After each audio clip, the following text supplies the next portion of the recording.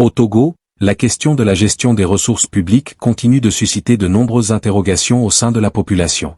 Entre projets annoncés, marchés publics attribués et résultats parfois peu visibles sur le terrain, plusieurs voix s'élèvent pour demander plus de transparence et d'efficacité dans l'action publique. Dans ce live, le chef canton de Kpanzidé reçoit le compatriote Milawe pour un échange direct et sans détour. Ensemble, ils reviennent sur la gestion controversée des marchés publics au Togo, un sujet sensible qui touche directement au développement du pays et à la confiance des citoyens envers les institutions. L'un des points centraux de cette discussion porte également sur les difficultés d'accès à l'eau potable dans le nord du Togo, une réalité quotidienne pour de nombreuses populations qui continuent de faire face à un manque d'infrastructures adéquates. Analyse, témoignages et interpellations, ce live ouvre le débat sur des questions cruciales liées à la gouvernance, à l'utilisation des fonds publics et aux défis sociaux auxquels sont confrontés les Togolais. Suivons ensemble cette discussion. D'ici, j'ai le premier notable qui va introduire le sujet. Le premier notable de Kpanzidé, protocole, vous avez la parole. Chef Canton, bonsoir. Bonsoir notre cher invité, cher ennemi là, bonsoir. Bonsoir, protocole. Merci. Chef Canton, voilà, donc aujourd'hui, c'est prévu qu'on va recevoir l'aîné, le grand frère Milawe qui travaille de temps en temps avec Ditri, qui font un travail assez formidable et remarquable sur l'analyse des rapports, des documents, l'actualité, les finances publiques, la situation économique de notre pays. Ils étaient encore en live ce matin. Je voudrais remercier Milawe pour sa disponibilité et l'honneur qu'il nous a fait en acceptant aujourd'hui d'être parmi nous afin de parler de la gestion calamiteuse des marchés publics au Togo, le cas spécifique des questions d'accès à l'eau potable. J'étais en train de remercier Milawe, Ditri pour l'honneur qu'ils nous ont fait en acceptant de venir aujourd'hui nous parler de la gestion calamiteuse des marchés publics au Togo, le cas spécifique des questions d'eau et d'assainissement dans notre pays. En attendant de lui donner la parole, chef Canton, si tu permets, tu pourras nous jouer les 3 vidéos qui mettent en lumière les difficultés d'accès à l'eau dans notre pays. Ok, merci beaucoup, protocole. Et encore une fois, bonne arrivée, grand frère Milawe. C'est un plaisir de vous recevoir ici à Kpanzidé. Et aussi, je tiens à dire que votre travail a permis aux vieilles de mon canton, qui n'ont pas de radio, à pouvoir maintenant comprendre réellement le jeu dans lequel nous sommes. C'est aussi le moment aussi de saluer aussi le grand frère Ferdinand Haïté. Nos vieilles du village disent que non, qu'il ne doit pas laisser un dimanche sans faire un live, parce que c'est grâce à vous tous vos efforts là qu'elle arrive à comprendre réellement la politique, et ça les réveille plus que le bruit de certaines personnes.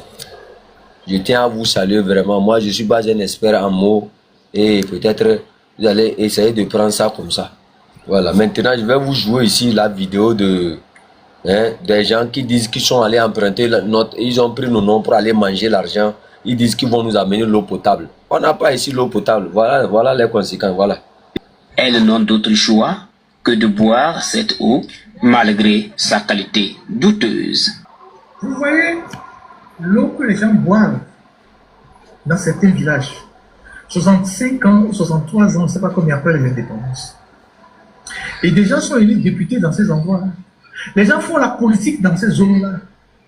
Les gens savent que les partenaires ont mis beaucoup d'argent pour faire des adductions d'eau et que l'argent est détourné sur les projets. Beaucoup d'argent est détourné. Des milliards sont détournés. Ont endetté le pays sur les générations. Mais ils ne disent rien. Mais voilà ceux qui votent pour eux. Voilà l'eau que ceux qui votent pour eux boivent. Et ce n'est pas à nous de venir leur dire ça. C'est à eux de prendre leurs responsabilités pour projeter ces images-là à l'Assemblée nationale et demander des comptes, interpeller les ministres, demander où sont passés les financements. Voilà la réalité profonde du Togo. Donc, ce audit-là, je ne vais pas le décortiquer aujourd'hui. Je vais le remettre à ceux qui ont envie de faire des lives parce que c'est un audit de 124 pages. Il y a tellement de choses qui ont été relevées dedans. Des bêtises. Les entreprises, personne n'a été inquiété. Que ce soit à Takpamé, ils ont fait des mauvais travaux. À Tchakpali, et je ne sais pas, tous les endroits où il y a les châteaux. À Sokoré, c'est pareil. Je viens de lire le message de Sokoré. À Tchévier, c'est pareil. À Kara, c'est pareil. À Dapan, c'est pareil. C'est des milliards qu'on a engloutis dans ces projets. Le premier projet a fait 23 milliards d'euros. 23 millions d'euros. 23 millions d'euros. Le deuxième, c'est 34 millions d'euros. C'est de l'argent. Je voulais interpeller ici l'Agence française de développement, l'Union européenne, la Banque islamique de développement, tous ceux qui mettent l'argent dans le secteur de l'eau, pour que vous demandiez des comptes au gouvernement togolais. Autrement, vous êtes aussi des corrompus. Vous êtes aussi des corrompus. On ne peut pas mettre autant d'argent dans le ministère, dans le secteur de l'eau, pour se retrouver aujourd'hui sur l'ensemble du territoire où il n'y a pas de l'eau potable. Je vais mettre ce rapport à votre disposition. Ceux qui veulent l'exploiter, ceux qui peuvent en faire quelque chose, il faut l'utiliser. Donc, finissez de faire votre dialogue et revenez. Pendant que les Togolais boivent la boue dans les villages, allez faire le dialogue et prenez vos perdiennes. Le jour où ça va chauffer là, vous allez voir. Et c'est bientôt. Vous pensez que les gens dorment, hein? Vous pensez que c'est pour rien que Ford, il vote, il prend un décret pour protéger les autres personnalités. Hein? Vous pensez que c'est pour rien qu'il met les barbelés. Vous pensez que c'est pour rien qu'il est nerveux. Ok. Eux, ils ont des enquêteurs dans la population. Ils sentent qu'il y a une colère qui monte. Ils sentent qu'il y a une colère qui est diffuse. Ils sentent que c'est chaud dans le pays. Les gens n'en peuvent plus. C'est parce que les gens n'en parlent pas. Les gens n'en peuvent plus. Mais on attend que le bouton saute. Et le bouton va sauter. Le bouchon plutôt va sauter. Ça, c'est la couleur de l'eau qu'on boit à Kara. Depuis qu'ils font les forages là, c'est l'eau qui sort. C'est l'eau qui sort. Dans la ville. C'est l'eau qui sort. C'est la qualité de l'eau là, qui sort. Donc, chers amis, je ne vais pas vous en dire plus. Ok, BPU, bordereau des prix unitaires, effectivement. Moi, je ne vais pas vous en dire plus. Ça, c'est la première vidéo. Je vais aller à la deuxième vidéo.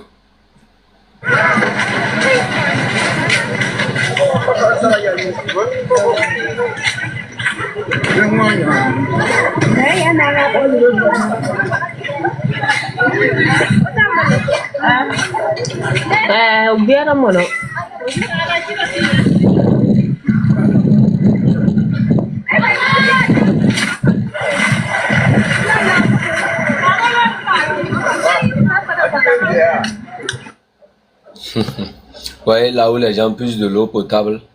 Voilà.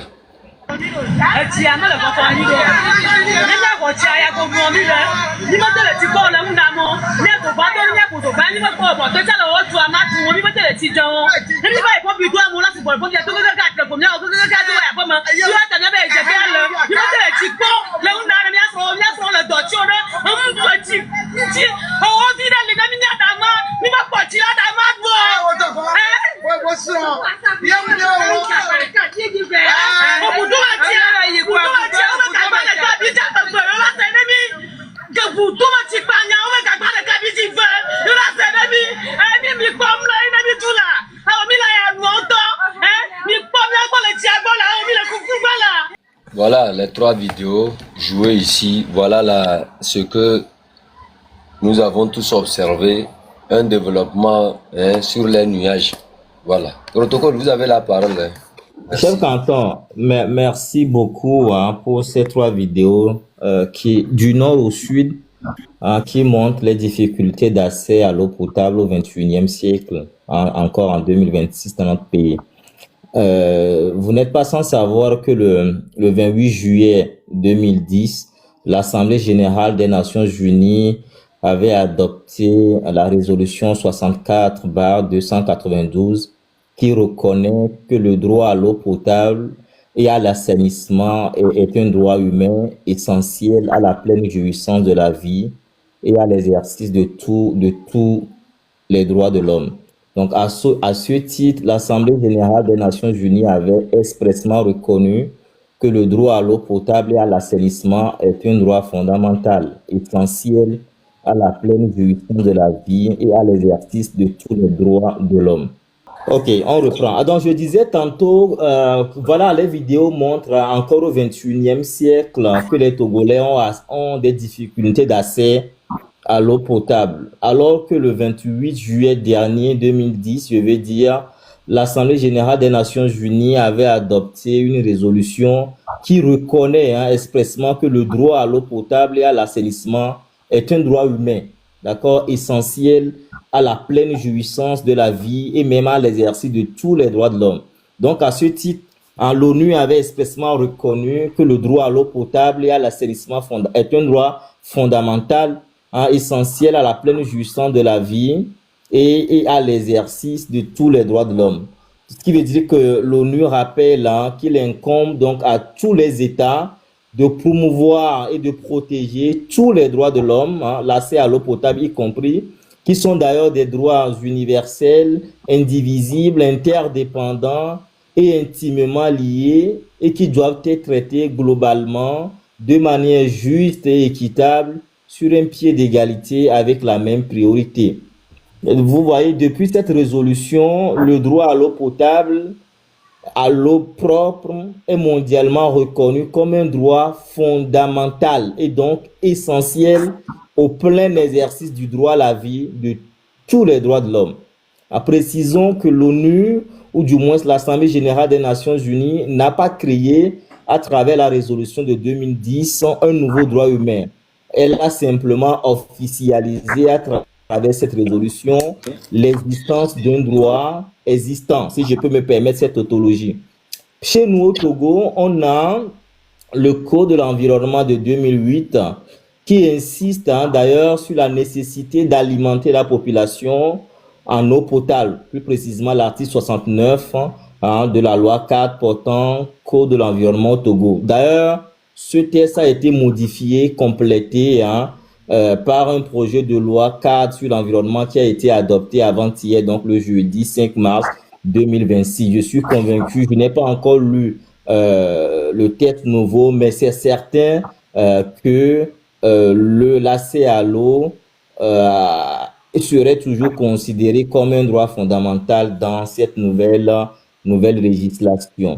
Étant un droit fondamental, vous comprenez que les projets visant à doter les milieux urbains ou semi-urbains d'eau potable doivent recevoir ou reçoivent énormément de financement. Le droit à l'eau étant un droit fondamental, je venais tantôt de le dire. Donc, vous voyez, notre pays a bénéficié en conséquence d'une panoplie de financements visant à faciliter l'accès à l'eau potable à l'ensemble de la population togolaise. Dans un reportage datant de 2021, le directeur général de la Société Patrimoine des eaux, M. Koumani Assoutom, a laissé entendre que notre pays, en 2021, a une couverture d'accès à l'eau potable évaluée à 55%. Cependant, les réalités contrastent avec ces chiffres. Les vidéos que Chef Canton vient de montrer le montrent ou le démontrent à suffisance. En 2019 et 2021, un projet intitulé PNDO pour l'accès à l'eau potable et à l'assainissement a été lancé. Il a été financé par l'AFD, l'Agence française de développement, à hauteur de 26 milliards de francs CFA pour l'accès à l'eau potable et 500 millions de francs CFA pour l'assainissement, le tout en milieu urbain et semi-urbain. En 2020, le Togo a de nouveau bénéficié d'un financement important dans le cadre du projet PEAT-1 financé par l'Union européenne à hauteur de 47 millions d'euros, soit 30 milliards 829 millions 979 000 francs CFA. Ce projet visait d'ailleurs à pallier les problèmes nés dans le secteur d'eau et d'assainissement à Atakpamé et à Dapaon. L'objectif en réalité était de mettre en œuvre la réalisation d'investissements couvrant des adductions d'eau potable, des infrastructures d'assainissement domestique et surtout l'amélioration de la gestion des déchets solides. Puis en 2023, Un troisième projet intitulé Projet d'approvisionnement en eau potable dans la ville de Kara et ses environnements a bénéficié d'un financement important. Il a été financé à hauteur de 23 millions d'euros sous la forme d'un prêt semi-concessionnel, soit un montant total de 151 milliards 657 millions de francs CFA. Il a été financé par la Banque islamique de développement. Vous voyez que l'assiette de l'ensemble des projets est large. La liste n'est pas limitative, mais le problème d'eau persiste. Les fonds sont partis où? On va devoir laisser la parole à notre invité, Milawen, qui est juriste et qui touche énormément les questions économiques. L'analyse technique des rapports est poussée surtout, que nous remercions encore à nouveau d'avoir accepté notre sollicitation. Chef Canton, merci. Merci, protocole. Est-ce que vous m'entendez? Est-ce que vous me recevez? Oui, très bien. C'est bon? Ok. Alors, protocole, voilà, c'est intéressant ta présentation, voilà, sur les projets relatifs à l'eau dans notre pays, dans nos localités, et que voilà, on remarque à travers les vidéos que Chef Canton a montré que voilà, il y a encore des soucis, que les gens voilà ont encore des problèmes d'eau. Bonne question, où sont passés les fonds? Une question très intéressante. Vous savez, si vous prenez que ce soit une commune ou bien l'État, ou bien un ministère, pourrait réaliser un projet financé soit par la Banque islamique de développement ou encore par l'AFD, Agence française de développement, voilà, ou encore la Banque mondiale qui finance souvent ce genre de projets. Elle est toujours à recommander et exiger même de passer un marché public. Un marché public, c'est-à-dire que le ministère en question, ou bien la commune, ou bien encore l'État en question, voilà, doit passer un marché public pour réaliser le projet. D'accord? S'il faut des forages, voilà, à gauche, à droite, il faut passer un marché public. Alors, c'est quoi un marché? C'est quoi un marché public? Un marché public, c'est, pour comprendre terre à terre, c'est un contrat. C'est juste un contrat entre une autorité contractante et une entreprise. Voilà, une entreprise qu'on appelle dans le jargon des marchés publics le titulaire du marché. Donc, autorité contractante, ça peut être, comme je le disais tout à l'heure, ça peut être une mairie, une commune, ou encore un ministère, ou encore, ça peut être également une société publique. Voilà. Bon, c'est ça. Et quand on passe un marché, avant de passer un marché public, il y a ce qu'on appelle la définition du besoin. C'est-à-dire, vous devez savoir, vous devez rédiger tout un cahier des charges pour dire que je fais ça. Par exemple, on est dans le secteur de l'eau. Pour dire que j'ai besoin des forages pour donner de l'eau potable à ma population. Donc, vous devez écrire tout ça là dans un document que je veux les forages, combien de forages, les matériaux à utiliser pour faire le forage, le délai, combien ça doit faire, est-ce que ça doit faire 6 mois, 1 an, vous mettez le délai, voilà, vous mettez tout ça là dans un document que vous rédigez et vous dites aussi, voilà, si les entreprises qui veulent avoir ce marché là, qui veulent réaliser les ouvrages sur les forages et tout, ils doivent déposer leur candidature aussi. Ces entreprises-là aussi, on pose des conditions pour eux, on dit que voilà, on doit vérifier que tu t'es inscrit au registre du commerce et tout, machin, pour voir si tu respectes, tu payes tes impôts et tout. Donc, il y a plein de conditions à remplir. Et une fois qu'on a tous ces cahiers, on a rédigé tout ce qu'on a écrit ça dans un document et tout, quand il y a plusieurs documents, il y a un document qu'on appelle le CCAP, le cahier des clauses administratives particulières. Et dans ce CCAP, par exemple, vous pouvez avoir ce qu'on appelle les pénalités. Pourquoi je parle de pénalités? C'est très important, on verra ça par la suite. C'est que, par exemple, vous demandez à l'entreprise s'il accuse du retard dans l'exécution, par exemple, du marché, au lieu de prendre 6 mois pour faire les travaux, l'entreprise fait 8 mois. Là, vous allez lui appliquer des pénalités. Vous pouvez dire, il a accusé 2 mois de retard sur le marché, donc on lui applique une pénalité de 1 million de francs CFA. C'est-à-dire que Euh, avant de payer l'entreprise, vous retirez 1 million de francs CFA dans le paiement. Vous voyez, c'est-à-dire que si dans le marché public, une fois que le travail est fait, c'est en ce moment qu'on paye l'entreprise. Donc, une fois que l'entreprise a fait le travail, mais elle a accusé de retard, vous dites, bah, avant de le payer, on soustrait une partie des pénalités, on enlève les 1 million dedans. Donc, quand l'entreprise voit dans le contrat, dans son marché, il a lu les documents que j'ai cités là, le CCAP, le CCTP ou encore le RC.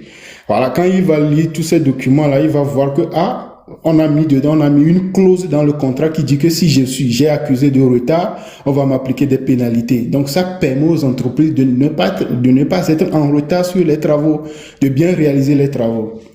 En gros, c'est ça. Et une fois que tous ces documents ont été rédigés, l'autorité contractante va publier le marché. C'est-à-dire qu'il y a une plateforme en ligne, il va dire que voilà, que j'ai besoin d'entreprises pour réaliser les forages et tout. Donc, plusieurs entreprises vont déposer leur candidature. Voilà. Telle entreprise aussi va venir pour dire que moi, je veux ces marchés-là. Donc, les entreprises vont rédiger ce qu'on appelle un mémoire technique. Le mémoire technique, il va dire comment il va faire les travaux et les délais dans lesquels il va exécuter les travaux. Il va dire dans son mémoire technique, par exemple, il y aura combien de personnel sur le chantier. Est-ce que c'est 10 personnes? Est-ce que c'est 20 personnes qui vont être sur le chantier? Il va dire les matériaux, les machines qu'il va utiliser sur le chantier. Donc, l'entreprise va mentionner tout ça là en détail dans son mémoire technique. Et c'est à partir de tous ces éléments-là que la commune va décider que voilà, telle entreprise a bien présenté un mémoire technique pour faire les travaux. Voilà, il a présenté des garanties et tout. Et en fonction de ça, on va décider qu'on va attribuer le marché à telle entreprise. Une fois qu'on a choisi l'entreprise qui va exécuter les travaux, on lui donne un ordre de service pour lui dire, il faut commencer les travaux. Donc, l'entreprise va aller sur le terrain, il va commencer par à exécuter les travaux. Et une fois, vous devez faire le suivi, vous devez aller, soit qui est la commune ou bien le ministère, vous devez aller sur le terrain pour voir comment se fait les travaux. Les travaux, est-ce que l'entreprise a commencé les travaux? Puisque souvent à la fin du mois, l'entreprise va vous envoyer une facture disant que j'ai fait telle partie des travaux, donc il faut me payer. Et donc vous êtes obligé de le payer parce qu'il a fait les travaux. Donc, mais le problème au Togo, c'est que on ne fait pas de suivi, on ne fait pas de contrôle.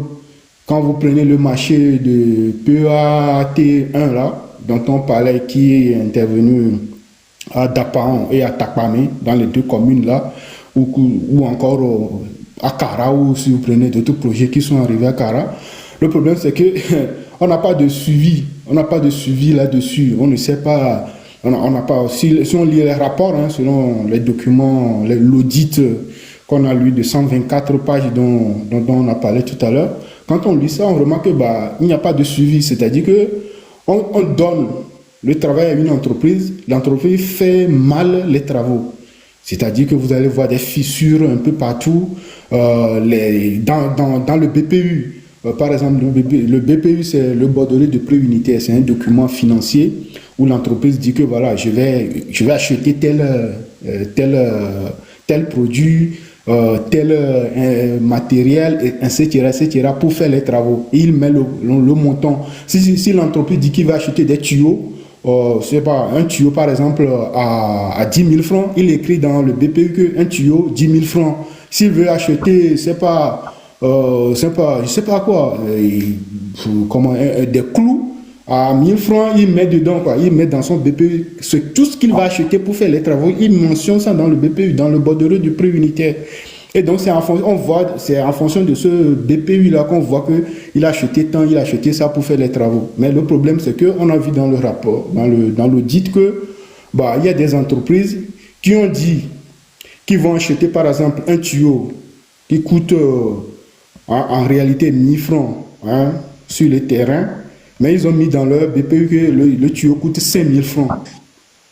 Ils ont surfacturé, ils ont mentionné des prix qui sont tellement plus de 10 fois le prix de terrain, le prix sur le marché. Donc, c'est ce qu'ils ont fait, et en plus, ils ont mal exécuté les travaux.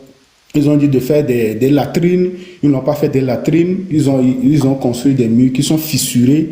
Et la mairie d'Atakpame et la mairie de Dapan, par exemple, au lieu, c'est eux qui sont le maître d'ouvrage, c'est eux qui commandent les travaux, l'exécution du travail. Au lieu d'aller sur le terrain, au lieu d'appliquer les pénalités, au lieu de dire que l'entreprise a mal fait les travaux, au lieu de dire que dans le contrat, il est mentionné que si vous faites mal les travaux, par exemple, on va prendre une autre entreprise pour faire les travaux, mais c'est vous qui allez payer, puisque vous êtes fautif, parce que vous n'avez pas bien exécuté les travaux.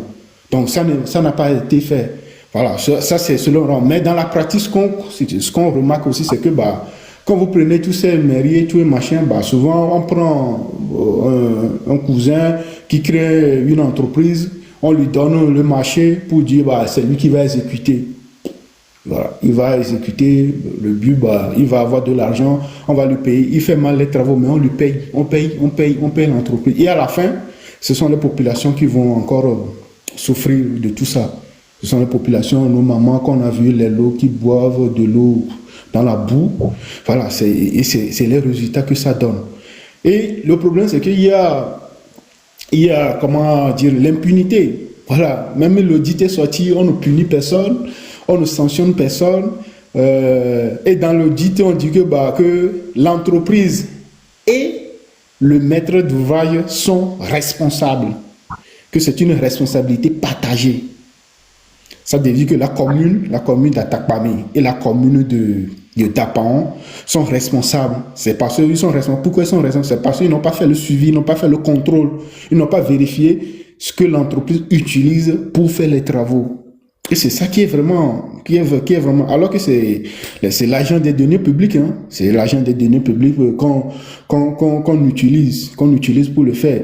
Vous avez donné les chiffres tout à l'heure, Kukuta des 20 millions d'euros, voilà, des projets. Par exemple, quand vous prenez, en 2021, on a lancé le plan d'urgence pour la région des Savanes à 17 milliards de francs CFA.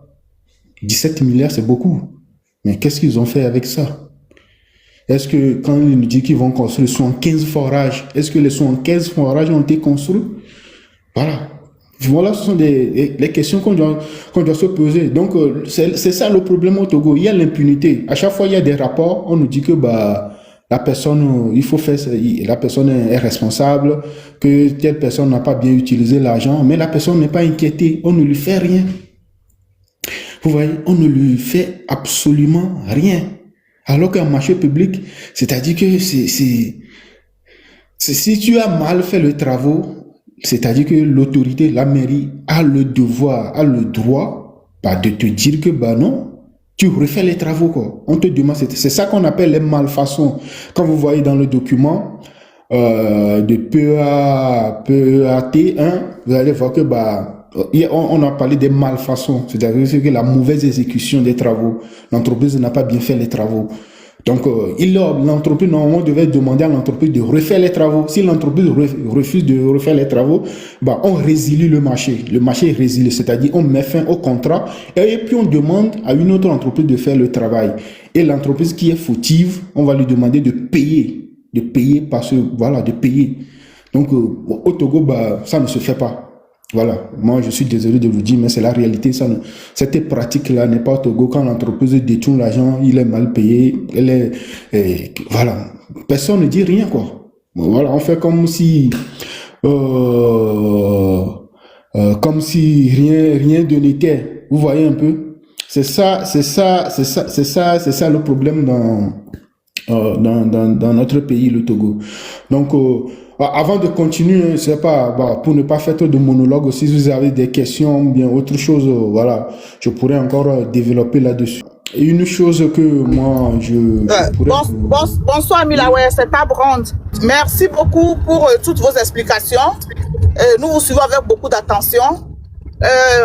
J'aimerais savoir, c'est bien qu'on parle de l'eau, mais est-ce qu'il y a des rapports sur la construction? La dernière fois, tu nous as montré, comment on l'appelle, le maintien des marchés, comment on dilapide les sous, comment ça affecte nos femmes et nos mamans et nos tantes et tout dans les marchés. Mais est-ce qu'on n'a pas, comment on appelle là, est-ce qu'on n'a pas pris de l'argent pour, par exemple, construire de nouveaux marchés? Est-ce qu'il n'y a jamais eu ça? Et s'il y en a eu, où sont passés? Parce que depuis, on n'a jamais entendu qu'on a construit un marché comme il faut au Togo. Ça fait des années qu'on n'a jamais entendu ça. Est-ce qu'ils n'ont jamais fait, comment on l'appelle, un budget pour la construction des marchés? Ça ne s'est jamais passé? Alors, pour les marchés, pour nos mamans, c'est ça? Tableau, tu parlais des marchés, les Bien marchés, sûr, parce que vous savez, nos mamans détiennent vraiment ça. Oui. Comme les marchés comme Asieye qui ont brûlé, les marchés comme... Tu sais, déjà, bon, avant que le marché d'Acier ne soit brûlé, c'est déjà un marché public qui a été lancé pour sa construction. D'accord? Et actuellement, depuis que ce marché a été brûlé, bah, on n'a pas eu de nouvelles qu'un marché a été lancé. D'accord? Si un marché a été lancé, nous, on devait le voir, retrouver ça dans les documents de la COP ou de la DNCCTP. Donc, pour le moment, on n'a pas encore mis la main là-dessus. Voilà. Moi, ça ne m'étonne pas, puisque le marché de Asigan, mais là, depuis, ça fait plus de 10 ans, ils disent qu'ils vont reconstruire.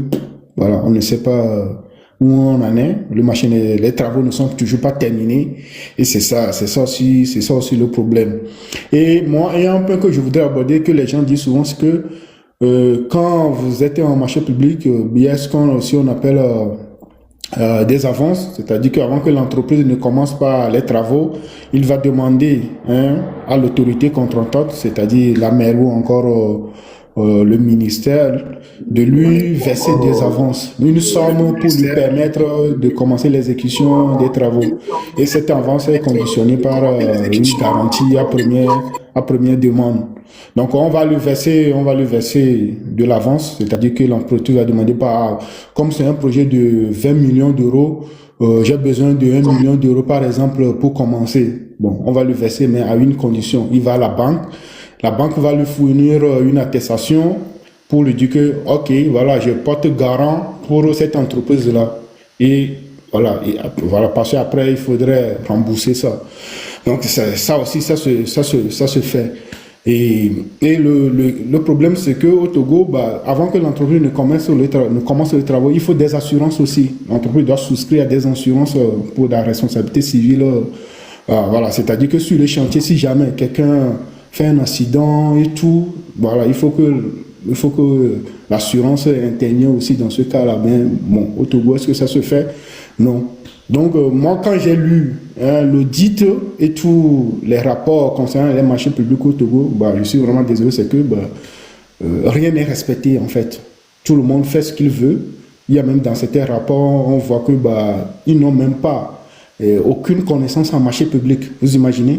C'est-à-dire qu'ils n'ont aucune connaissance. Je pense bien que c'est sur, si je ne me trompe pas, une décision de la COP concernant le FNFI, où on dit que ils n'ont aucune connaissance sur le marché public, quoi. C'est-à-dire qu'au lieu de passer, par exemple, un appel d'offres international, la responsable prend son téléphone, il appelle une entreprise qu'il connaît, et puis voilà, il lui donne de l'argent, et voilà, il lui dit de venir faire les travaux. Voilà, rien n'est respecté. Donc, si toi aussi tu connais quelqu'un, ton ami, voilà, qui a une entreprise, tu prends ton téléphone, tu l'appelles, tu dis, voilà, j'ai besoin de ça, il vient, vous faites ce que vous voulez, et puis voilà, rien ne dit. Ce sont des rapports d'enquête qui sont là, même, on ne sanctionne personne, quoi. C'est-à-dire, la justice ne dit rien, personne ne dit rien, comme si de rien n'était. C'est ça que veut que tous les projets d'eau, tous les projets qu'on voit, les travaux qui s'arrêtent à un moment donné, c'est ça en fait le problème. Personne n'est inquiété. Voilà. Donc je m'arrête là pour le moment et après on pourrait continuer avec d'autres projets. Merci beaucoup Mila. Ouais. J'avais une petite question. Merci pour tes explications. Moi, quand j'ai lu les différents appels d'offres, les projets relatifs à l'accès à l'eau potable, souvent c'est la société d'État, notamment la société Patrimoine des eaux, qui est l'autorité contractante. Donc c'est elle qui lance les appels d'offres pour sélectionner les entreprises qui vont exécuter les marchés. Et je suis parti fouiller un tout petit peu pour voir c'est qui la personne responsable des marchés publics au sein de cette société d'État. Je suis tombé sur une certaine Esodom Nyasingbe Yadema. Voilà, et toutes les déductions possibles. On comprend pourquoi finalement ces entreprises qui ont exécuté les marchés avec beaucoup de malfaçons n'ont pas été sanctionnées, personne n'a été inquiété. Hein, je ne doute pas que cette dernière, et Sodom Yacine Yadema, doit entretenir des liens familiaux avec le PC. Bah, évidemment, c'était toujours le cas. Comme tu l'as dit bien, c'est le favoritisme. Hein. Voilà, tu connais quelqu'un, voilà, tu vois que c'est un copain, un ami, et tu dis il a une entreprise et tu dis bah, tu lui confies un marché. Donc si le marché est mal exécuté, tu ne lui fais rien, lui aussi sait qu'on va lui faire rien. Donc vous partagez l'argent en fait quoi. Tu sais que derrière, si c'est toi qui es maître d'ouvrage, l'entreprise qui a mal exécuté les travaux, tu ne fais rien, ça veut dire que bah, peut-être derrière l'entreprise aussi te donne de l'argent derrière. Hein. Voilà, bah, si l'entreprise, si c'est ça quoi, en fait c'est ça la réalité et c'est ça qui est triste pour nous, alors que c'est notre argent, hein. C'est-à-dire c'est le denier public, c'est l'argent de nos impôts, de nos tickets de marché, l'argent de transfert qu'on envoie au Togo et tout ça là, c'est notre argent, voilà, qui est dilapidé comme ça et voilà, rien n'est fait. On est là justement. Et personne ne dit rien, ça n'inquiète personne du tout que voilà. Avec ça, le pays ne peut pas se développer.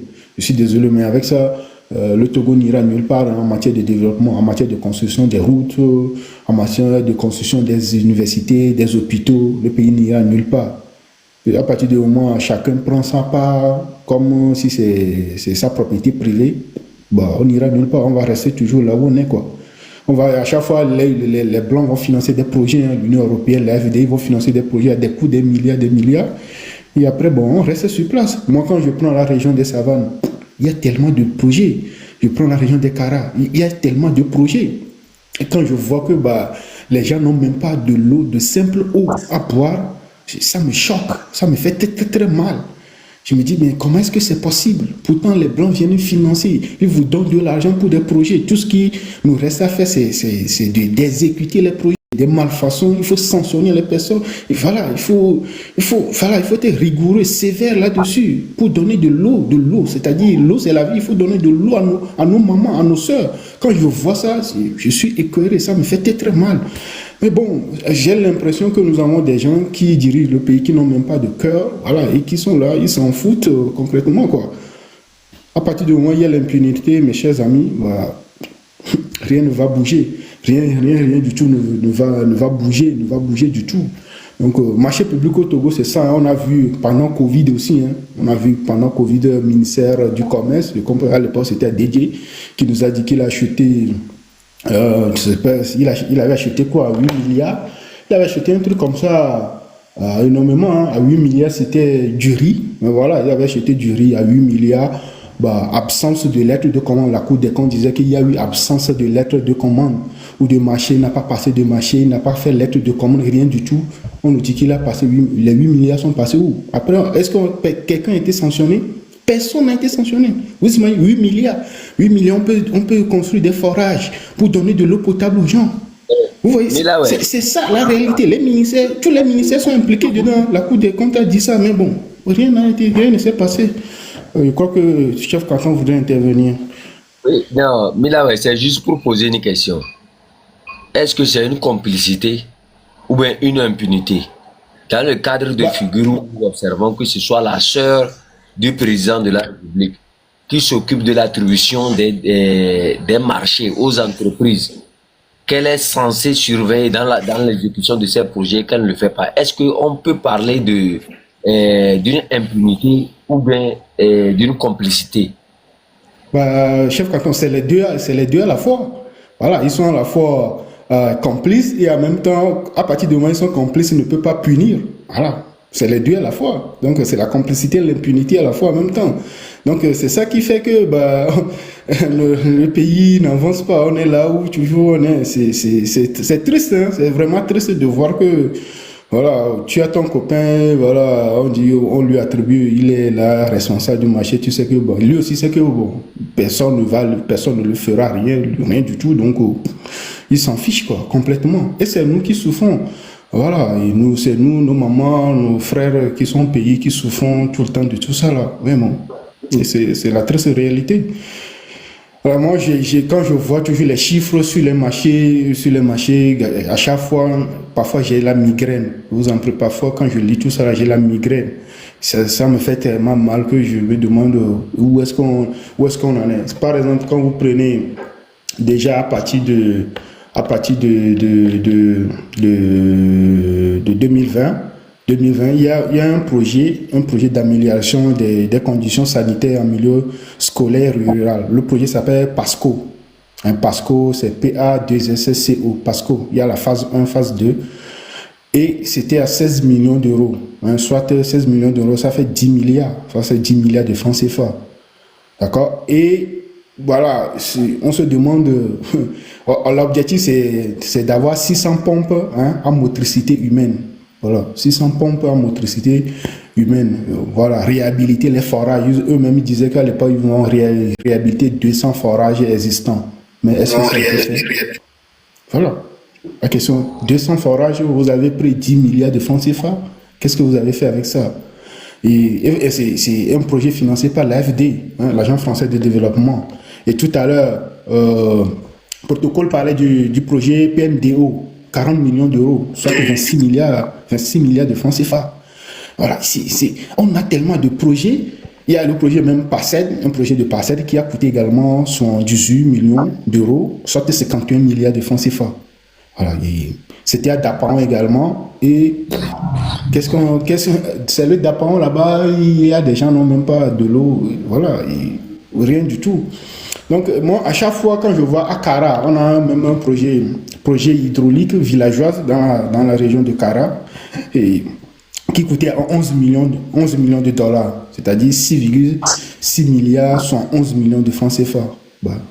Ce sont des sommes colossales, quoi. Et on se rend compte que dans tous ces endroits-là, rien n'est fait. On lance des marchés, on va dire on va passer des marchés, l'entreprise, quelle est l'entreprise qui prend le marché? Quand tu fais des recherches, tu vois qui est le propriétaire de l'entreprise, c'est sûrement une connaissance de l'acheteur, c'est-à-dire une connaissance du ministère ou encore du maire. Voilà. Quand tu fais des recherches, tu cherches le propriétaire des analyses de l'entreprise, c'est une connaissance toujours. Aujourd'hui, ce qu'ils font, c'est que quand nous on fait des recherches avec édition, on fait des recherches pour retrouver un propriétaire d'une entreprise, on nous demande de payer 200 000 francs pour pouvoir avoir accès aux propriétaires des entreprises, c'est-à-dire aux actionnaires et tout. Vous voyez un peu? C'est-à-dire que si tu vas, on te dit, c'est-à-dire que si tu ne payes pas, tu n'as pas ces informations-là. Tu n'as pas ces informations. On essaie de cacher aujourd'hui les informations. Parce qu'on sait que si on tombe sur ces informations, on va les rendre publiques. Vous voyez un peu? Donc, c'est ça la réalité aujourd'hui. Voilà, on donne ça aux copains, aux copines, et puis voilà, les travaux sont mal faits, et puis personne ne dit rien. Donc, c'est ça. À Kara, ils sont venus dire aux gens que c'est l'opposition qui fait que on n'arrive pas à nous installer l'eau potable là-bas. Et que ceux qui font les travaux là, la plupart de ces entreprises, sincèrement, je me rends compte que vraiment, la fois passée, quand j'ai eu le document et j'ai vu que c'était une sœur de Faure Gnassingbé et que l'organe là est rattaché directement à la présidence et est géré par Faure Gnassingbé, je me suis dit que ces gens-là sont des vrais criminels. On vient nous dire ici que Faure Gnassingbé aime vraiment le Kabylie, que c'est sa région, qu'il aime vraiment le Kabylie et qu'il va développer Kara, et que 26 milliards sont rentrés dans sa main pour nous donner l'eau potable, et que jusqu'à ce jour-là, on n'a même pas l'eau potable. Ça fait mal. Que les Kabylie n'ont qu'à se réveiller, sincèrement. Vous là, sincèrement. La sœur de ce président-là, c'est lui qui gère ces attributions de marché là. Elle devrait veiller à ce que les 26 milliards soient utilisés à donner de l'eau potable aux populations de la Kara. Mais zéro. Je vous dis, les puits dont on nous parle ici, qui sont allés creuser des puits là, seulement 15 ont été creusés. Jusqu'à les 15 là, nombreux sont ces puits là qui ne travaillent plus. Sur 150 qui étaient prévus. Les puits que vous avez creusés là, est-ce que ça atteint même 1 milliard même? Ça n'atteint même pas. Vraiment, je ne sais même pas. Parfois, quand je regarde l'état dans lequel Kara est et les milliards qui ont été empruntés, je n'arrive pas à dormir. Je me demande seulement si les gens qui se disent que c'est mon frère, se rendent compte réellement du mal qu'ils se font eux-mêmes. Si le Kabila se rend compte réellement du mal qui se fait lui-même, sincèrement, vous allez, je vous dis, grand frère Milawe, moi quand j'étais à Kara et que j'étais petit même, il y avait manque d'eau déjà. Autant derrière de moi même, il y avait déjà manque d'eau. Le seul barrage qui a été construit en 1000 combien là, c'est le seul barrage là qui est là. C'est des gens qui ont jeté c'est-à-dire la ville là, dans la main de Dieu. Comme si c'est Dieu qui allait prévoir la pluie.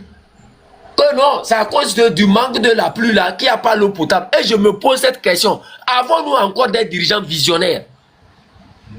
Que font-ils dans les déserts pour avoir l'eau potable? Protocole, pardon. Moi, je suis... Par exemple, là, si je peux me permettre, chef Tankon, est-ce que tu pourrais me mettre en grand? Moi, je vais vous montrer une image, vous allez voir, par exemple, les gens vont voir, vous montrer. Vous voyez, ça, c'est le projet. Projet financé par l'Union européenne. Hein. Voilà, le projet, l'audit technique du marché des travaux Togo. Voilà, ça, c'est les 124 pages dont parlait tout à l'heure protocole. Voilà. Et quand j'ai lu tout ça là, ça fait mal. Alors, attends, je vais aller à la page 56 pour voir ce qu'ils ont fait. C'est-à-dire que même chez nous, on a pris, ce projet a coûté 20 millions d'euros. Hein. Mais chez nous, on n'arrive même pas à construire des latrines. Regardez. On nous dit quelques photos illustrant les non-conformités du contrat. D'accord? Quelques photos illustrant les non-conformités du contrat. Et vous voyez, ici, on nous dit fissures mal corrigées qui réapparaissent. Voilà, ça c'est les travaux de 20 millions. Hein. Voilà, regardez ce qu'ils ont fait comme un mur. Regardez. Hein? Vous voyez? Ça, c'est des ingénieurs. C'est à la page 56, hein, c'est à la page 56 du projet. Vous voyez, ça c'est ce qu'ils appellent qu'ils ont fait. Donc quand on donne de l'argent, c'est comme ça qu'ils font. Voilà, chacun prend sa part et à la fin, on prend juste un peu de ciment, on prend beaucoup de sable et puis voilà, on dit qu'on a fait les travaux. Et encore ici, regardez ici aussi. Vous voyez, voilà, regardez ici, voilà, ici c'est d'apparent, hein. Vous voyez ce qu'ils ont fait là? C'est ça. Hein. Alors que ce projet a été financé par l'Union européenne en 20 millions d'euros. 20 millions d'euros. Voilà, maintenant, est-ce qu'on va encore accuser les Blancs disant que c'est la faute aux Blancs et tout, et machin? Regardez, ce sont les travaux, ça. Hein. Un marché public qu'ils ont passé ça. Voilà, c'est ça. Et encore, ce n'est pas... Ici, c'est la latrine. Voilà, les dalles. On nous dit test de dureté du béton de la dalle d'une latrine. Et là, ils ont remarqué que ce n'est pas conforme. Les travaux n'ont pas été bien faits. Ici, escalier d'accès cassé. Escalier, l'escalier est déjà cassé. Hein. C'est-à-dire que voilà, c'est ça. On donne de l'argent pour faire des travaux et vous voyez, c'est ce qu'ils font avec l'argent du pays. L'argent, voilà, c'est ce qu'ils font en marché public. Quand tu donnes à ton ami, voilà ce que ça donne. Voilà quelques photos qui sont dans l'audit que moi j'ai voulu montrer, que j'ai voulu vous montrer. Et il n'y a pas que ça. Hein. Et quand même au début ici, même au début du projet, je vais voir, moi j'ai publié quelques documents et ça.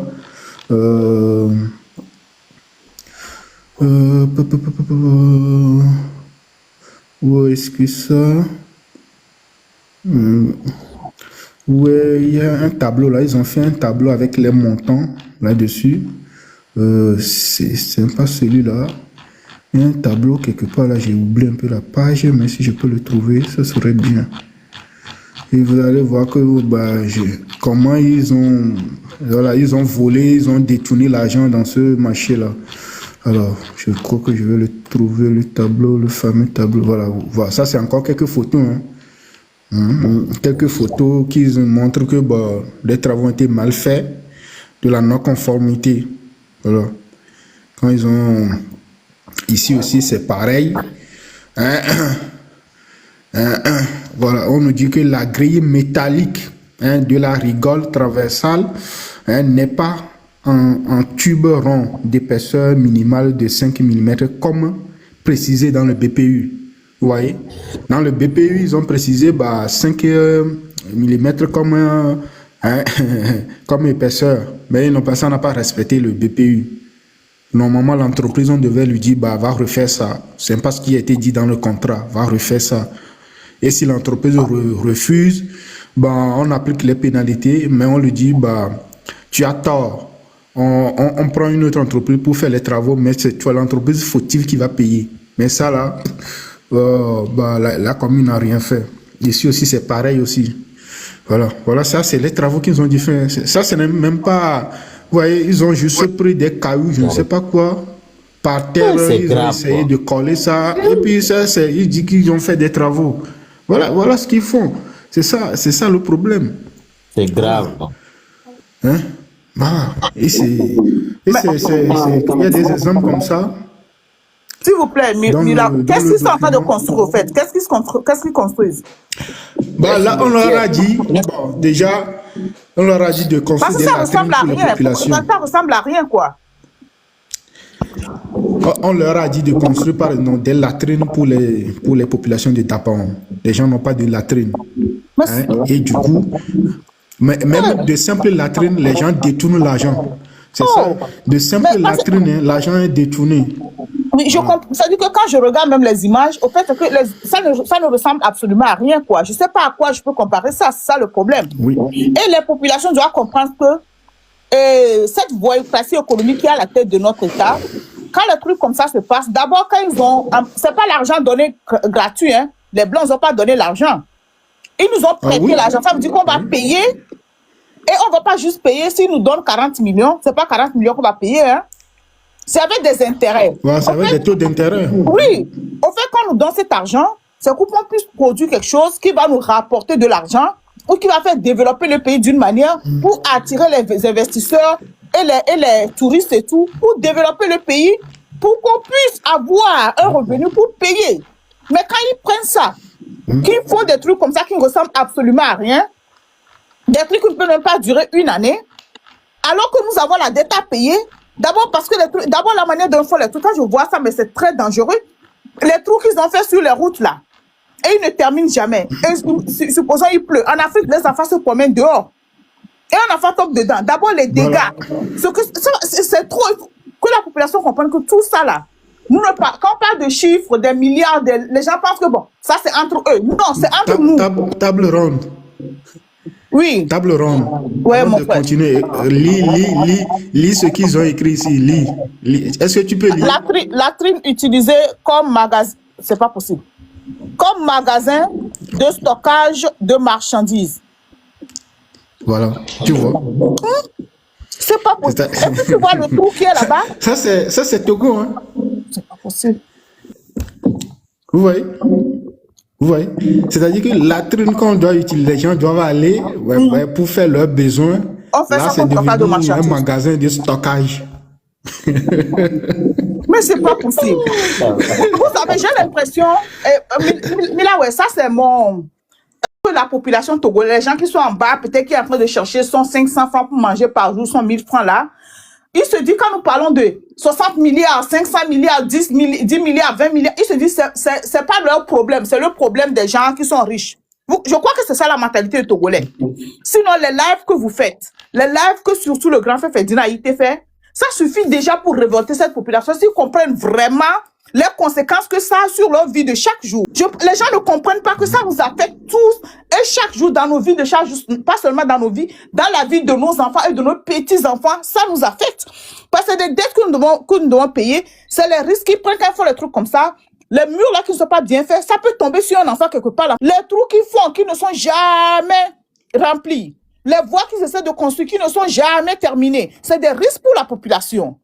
Et les gens doivent comprendre, quand nous parlons des chiffres là, ce n'est pas les milliardaires là qui vont payer, hein, c'est nous qui allons payer. C'est toi, la femme qui est au marché, qui paye ton ticket de 200 par jour là. C'est à toi, on va dire peut-être dans un an, non, le ticket là, c'est plus 200, c'est 500. Parce que la dette est beaucoup, il faut payer. Non, c'est toi qui vas payer. Comprenez bien, vous, les étudiants, les élèves et tout là. C'est à vous, on va organiser, on va augmenter, comment on l'appelle, vos scolarités, on va retirer les petites sommes qu'on vous donnait avant, les aides, là, on va retirer tout pour payer les dettes. Donc c'est nous qui allons payer. On a mis benade. Un méga milliardaire, on va tout faire parce que le milliard est bien colo. Oh, le milliard est bien colo, va n'y quoi comme les millions, quoi, mais on va tout faire. Donc quand on nous parle là, c'est pour nous dire que nous que les milliards est dépassé, mais quoi? Et chaque jour qui passe, nous bouffons. Les nouveaux bois, alors les banques, comme les sénégalais qu'on va bouffer, les euros, à quoi si on va, à quoi si on va 10 000 nam. Ma soeur, non, dans 2 mois. Nous, on va dans 2 mois, tu as 10 000 à 10 000 pour gagner l'eau. On sait mais entre vous, on sait, mais nous, on va dans un an, tu as 10 000 à 10 000 pour gagner. Va y avoir grand kodoa, intérêt les djidji, si à bébé. Yé, et grand kodoa, on nous kodo la so wo. Yé, mi la quoi l'aider l'aimer. Ni abe aller à mes fiches, ni a des biens sur tout fait. Plutôt, donc, on va, et donc, tu le mettre une vie à risque. Donc, on perd sur 2 plans. Donc, à mes c'est comme nous, le gros milliard à aller. Mouye milliardaire, on va déjà tout faire l'eau. Et n'y a kudo. Que moudo 100 000 te terminer compte, j'en avais déjà tout fait l'eau. Et vu au concours d'Iowa. Alors, maman, vu au concours d'Inaowa. On va déjà tout faire l'eau. Voilà. Sincèrement. Et Bon, merci. Comme ça, montrer... c'était juste une parenthèse, quoi. Pour que la population comprenne. Parce que j'ai l'impression que les amours sont bien allés. Que milliards, et tu tombes bien, bon, quoi. C'est nous. C'est juste ce que je voulais apporter, quoi. Merci beaucoup, Mila, parce que nous, c'est combien, quoi. Oui, c'est important que les gens comprennent. Un autre exemple, c'est que vous allez voir combien d'argent qui a été, en gros, entre guillemets, détourné. Hein. Ici, vous avez par exemple un tableau sur un contrat sur la zone de Dapaon. Hein, c'est un exemple, c'est l'audit. Hein. Et vous allez voir ici, on met unité, c'est mètre carré. Et bien, l'écart, quantité de l'audit, c'est 2364. Et le prix unitaire du marché, c'est 8475 francs CFA. Donc, quand on fait 2364 multiplié par 8475, ça fait 20 millions de francs CFA. Donc, ça veut dire que voilà, l'entreprise a empoché 20 millions de francs CFA sans faire les travaux.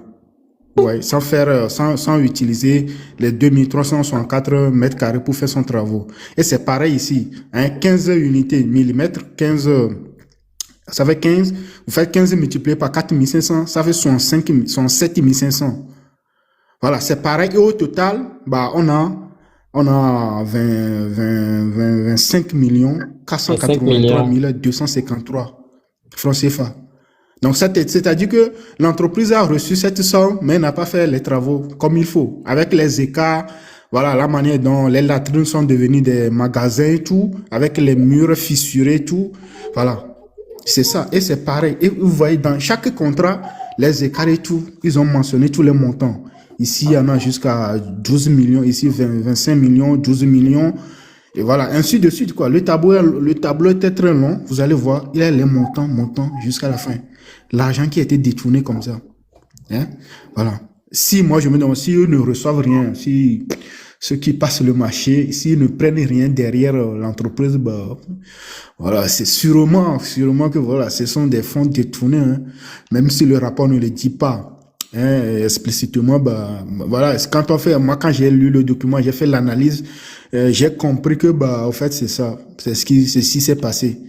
Vous voyez, puisqu'on n'a pas demandé à l'entreprise de refaire le travail, rien du tout, bah, voilà. Et si à la fin, par exemple, vous avez combien? Bah, sont 16 millions de francs CFA. Ça fait 116 000 euros. Plus de 116 000 euros. Donc, à chaque fois, il y a l'écart. À chaque fois, il y a le prix unitaire du marché, plus l'écart. Voilà, quantité de l'audit, hein, l'unité est dans cette colonne-là. Voilà, à chaque fois quand vous faites la multiplication, vous allez retrouver le montant là, jusqu'à la fin.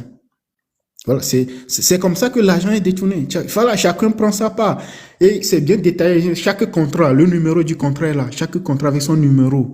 Chaque contrat, ainsi de suite. Ici, chaque contrat avec son numéro, ainsi de suite. Vous voyez, on nous parle de station d'électrification, de station de pompage, de Glelou. Voilà, de Glelou. Bah voilà, ici aussi, l'argent a encore été détourné. Hein. Et on a encore détourné l'argent ici aussi. Et à la fin, bah, on se retrouve avec combien là? 20 millions 734 400 francs. Voilà, il est en francs CFA et en euros en même temps. Donc, voilà, si c'est comme ça, notre pays n'ira nulle part. C'est ça, voilà, moi, ce qui me fait mal, c'est que, bah, non seulement ils sont complices, comme la question que le chef canton avait posée, mais aussi il y a de l'impunité. Voilà, on ne sanctionne personne. Moi, je n'ai jamais appris au Togo que on a sanctionné, on a jugé telle entreprise ou bien tel responsable politique, tel ministre, tel maire, parce que voilà, pour conflit d'intérêts ou bien pour détournement d'argent, ou bien parce que le marché public, le marché n'a pas été bien exécuté. Voilà, je n'ai jamais entendu ça, je n'ai jamais appris ça. Mais pourtant, tous les jours, à chaque fois qu'on tombe sur un rapport, c'est toujours pareil, c'est toujours les mêmes choses, des détournements et tout. Donc, voilà, donc en gros, c'est ça. Et voilà l'audit qui a tout sorti, voilà, et qui a mis, voilà, la somme, on nous dit, récapitulatif incidences financières actuelles des non-conformités, malfaçons et autres anomalies sur le projet.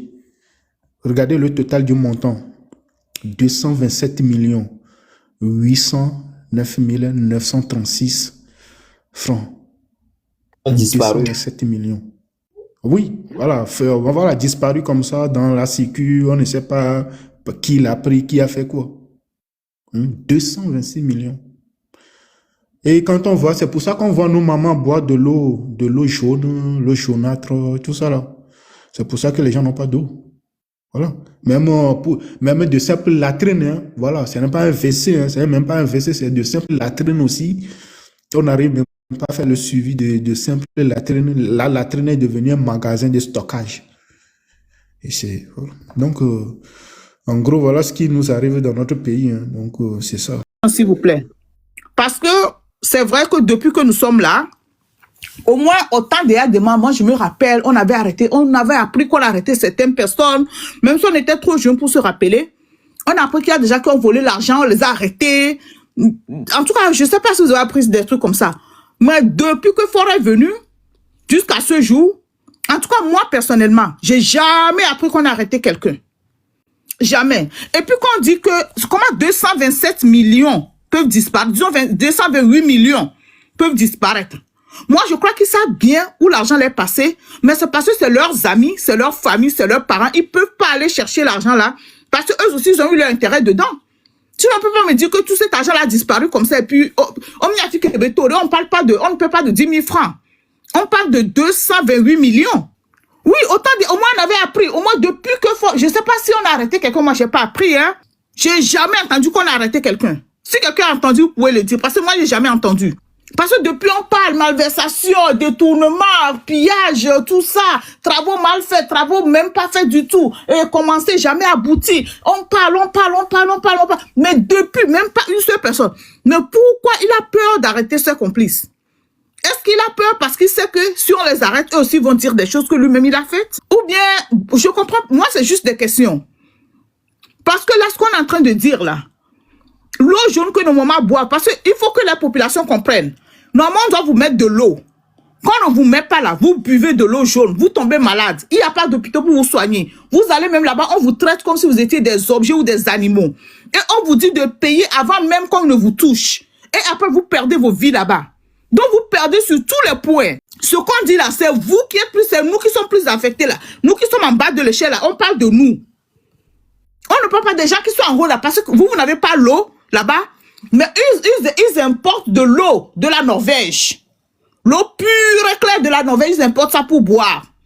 Vous n'avez, comment on l'appelle là? Latrine. On a changé ça en magasin. Mais eux, ils ont des WC même qu'on ouvre avec les Fiat, comment on appelle là? Les commandes, les télécommandes. Tu vas dans le WC et puis tu fais la main comme ça s'ouvre. Quand tu finis, tu fais la main comme ça et puis l'eau floche, tu fais comme ça se ferme. Il y a des WC comme ça au Togo. Alors qu'il y a la population qui veut même l'eau même qui sort du WC là pour boire, ils ne trouvent pas. Et vous pouvez l'eau jaune. Vos enfants sont obligés de laisser l'école pour aller creuser de l'eau à Dapaon par exemple pour pouvoir trouver de l'eau. Quel avenir pour vos enfants? Donc, tout ce qui se passe là, ça, comment on l'appelle là? Ça condamne l'avenir de vos enfants parce que quand ils ne vont pas à l'école dans le monde dans lequel nous vivons, sans éducation, c'est difficile.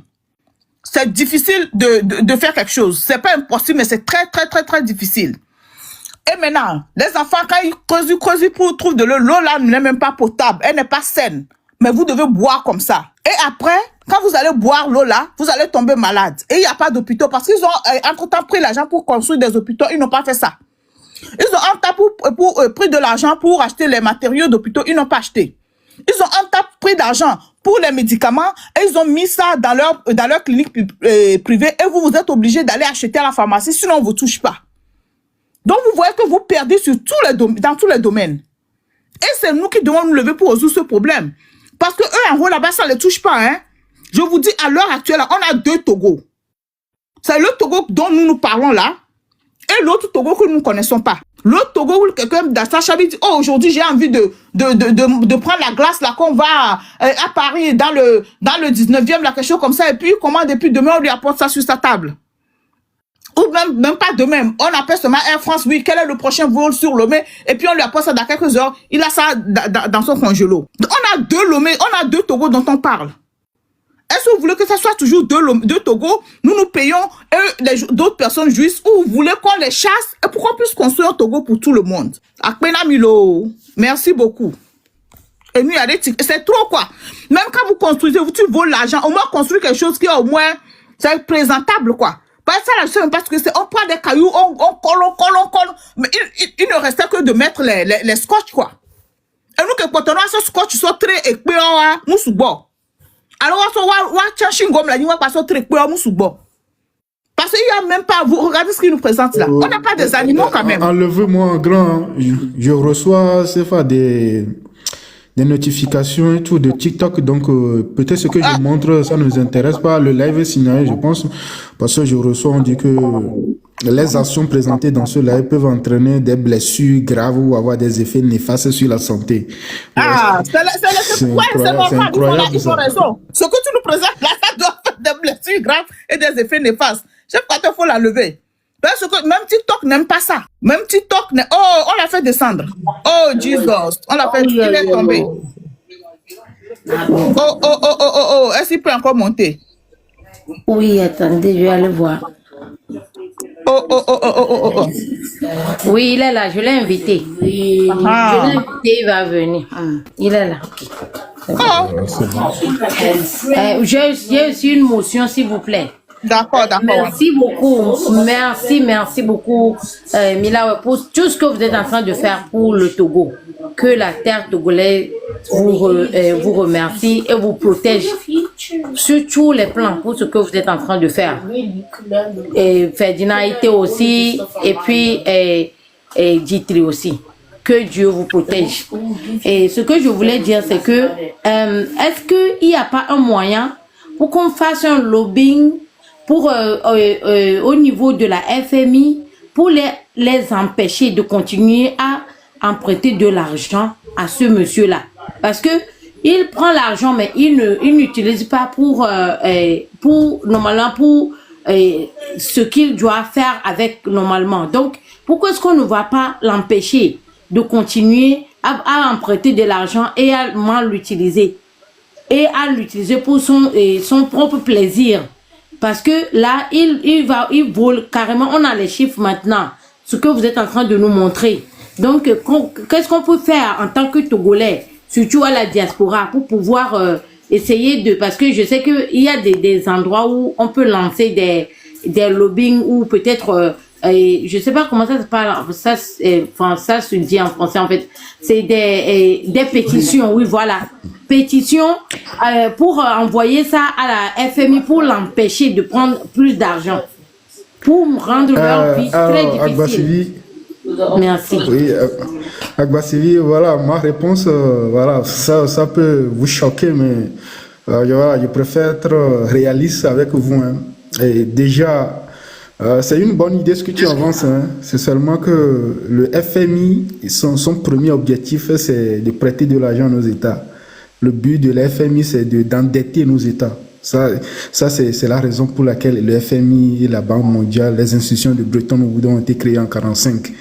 Donc leur objectif, c'est ça, c'est de nous endetter pour que nos États ne s'en sortent pas. Donc ça veut dire que même si on envoie des lettres, on essaie de leur dire arrêtez de prêter à nos États, tout, bah non, eux ils ne vont pas. Puisque eux quand ils font des prêts, quand ils nous prêtent de l'argent, ils ont des intérêts de 8%, de 10% sur certains projets, sur certains fonds. Donc ça c'est leur avantage. Bah, et le jour où le Togo serait dans l'incapacité de pouvoir rembourser, bah, ils vont brader toutes nos ressources minières. Ils vont demander le Togo de privatiser la SNPT, la Société Nationale de Phosphate. On va lui demander de privatiser l'UTB. Voilà, tout récemment même, je pense que, voilà, on a lu, avant qu'on ne fasse la pause, un document du FMI qui recommande déjà à l'État togolais de privatiser, l'UTB, hein. Voilà. La banque, hein, c'est la seule banque maintenant qui reste pour nous, mais l'FMI déjà demande à l'État togolais de le privatiser. Donc, même si on fait de lobbying auprès de ces institutions, l'AFD et tout, d'arrêter de nous emprunter de l'argent, ça ne marchera pas. Même si, voilà, c'est ça, quoi. Eux, c'est leur objectif, leur but, c'est de nous endetter. C'est de nous endetter jusqu'à ce que, voilà, à chaque fois qu'on paye des impôts, déjà quand on paye des impôts, on prend le 1/3, voilà, pour rembourser la dette et tout. Donc, comprenez que on va faire, même si on le fait, c'est ça, ça ne va rien changer. La Banque mondiale, c'est pareil. L'AFD, c'est pareil. La Banque islamique de développement, c'est pareil. Ils sont là pour sucer le sang. Moi, je les appelle des vampires, hein. Voilà, des empires qui sont là pour sucer le sang du Togo. C'est ça, vous avez vu, le Togo a signé